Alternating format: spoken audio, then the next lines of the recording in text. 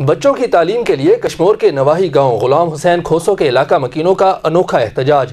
گاؤں والوں نے پولیو ٹیم کو یہ کہہ کر واپس بھیج دیا، پہلے تعلیم دو پھر پولیو۔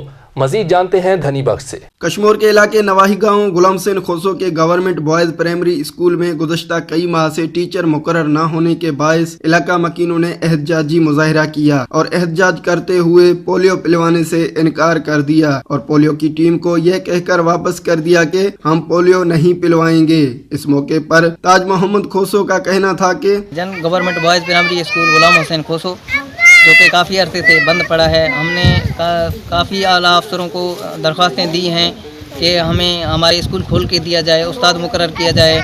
انہوں نے ہمیں کوئی رسپانس نہیں ملا، اسی لیے ہم نے مجبوراً یہ پولیو کا ٹیم آئے ہوئے آپ پولیو نہیں پلا رہے، ہم پولیو اسی لیے نہیں پلا رہے ہیں کہ ہمیں مجبوراً یہ جو کرنا پڑ رہا ہے کہ ہمیں استاد مقرر کر کے دیا جا رہا ہے، ہمیں اس لیے احتجاجاً یہ پولیو نہیں پلا رہے ہیں۔